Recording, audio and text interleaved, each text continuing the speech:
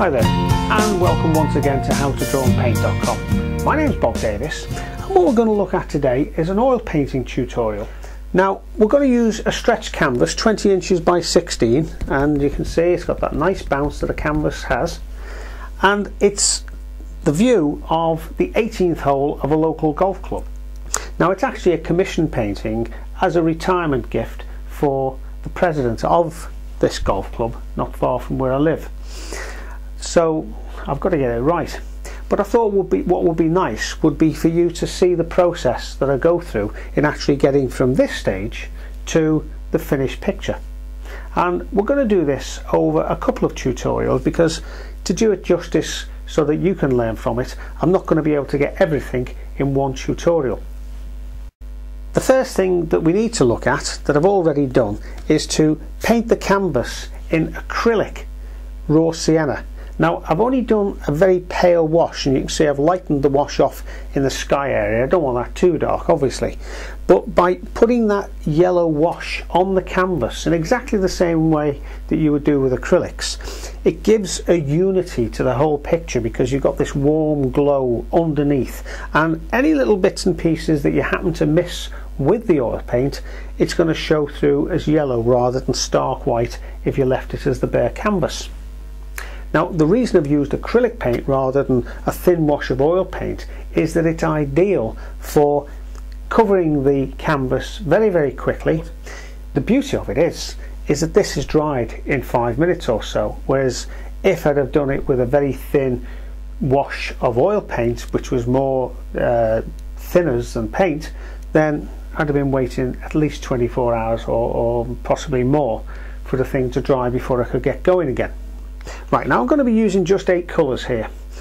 I'm going to be using lemon yellow, titanium white, raw sienna, alizarin crimson, ultramarine blue, light red, raw umber, which is a dark brown, and cobalt blue. And I've also got here, you can see this little jelly like blob on the left hand side is something called liquid or alkyd flow enhancer.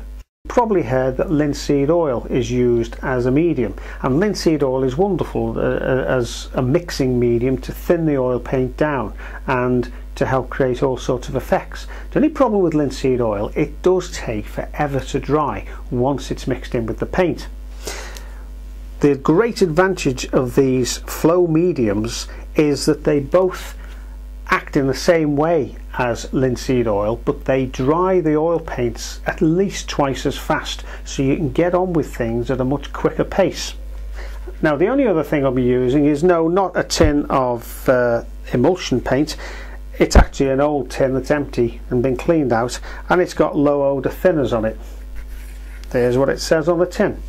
If I tip this up, I don't want to tip it too much and pour the thinners all over the floor, but you can probably see inside here there's a metal mesh rack, and what it enables you to do is rub your brushes on that rack whilst they're in the thinners, and it swills them out and cleans them out very effectively.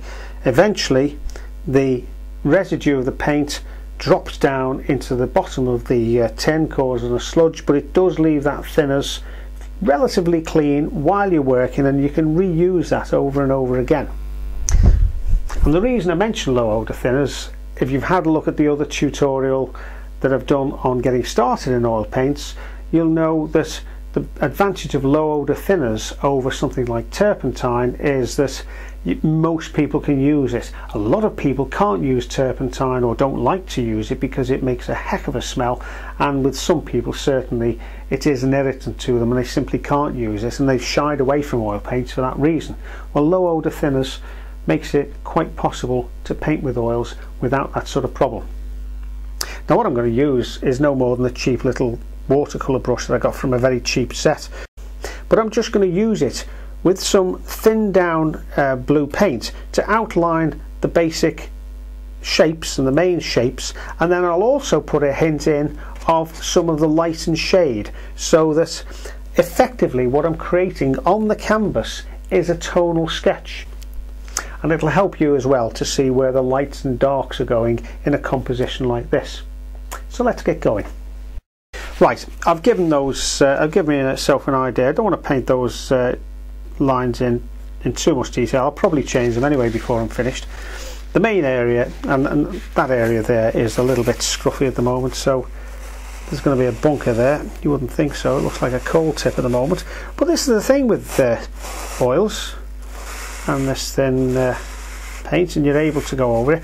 Unlike watercolour, where you've got to be fairly careful, you get your planning stage right. You can resurrect it to some extent, but it's not as easy sometimes as oils and acrylics. But you can see now, just using this one brush, that we've done effectively a little pencil drawing. Right, now using that brush and the thin down paint, I've just literally drawn in over the lines, and they'll stay solid and much more solid than the pencil work, so that I know where I'm going. But what I'm going to follow this with is to paint some of the shadows and the dark and light areas, or well, I'm going to actually leave the light areas as they're painted. It's really only the medium and dark areas that I'm going to fill in, but that then gives me a tonal sketch on the canvas so that I can adjust the paints accordingly when I actually come to put the proper colour on.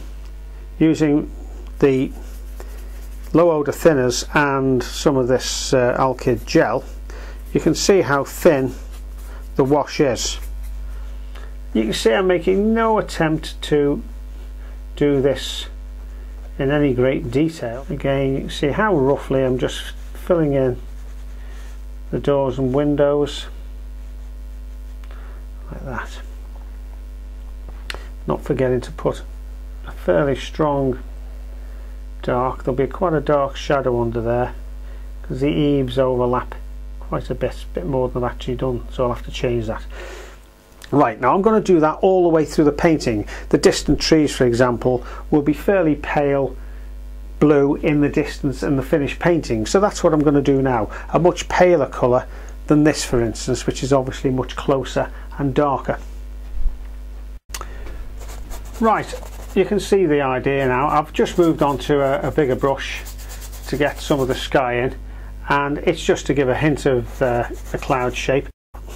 Now the focal point of the whole picture is going to end up around here, not just because this is the clubhouse, but because you've got two figures putting out on the 18th green.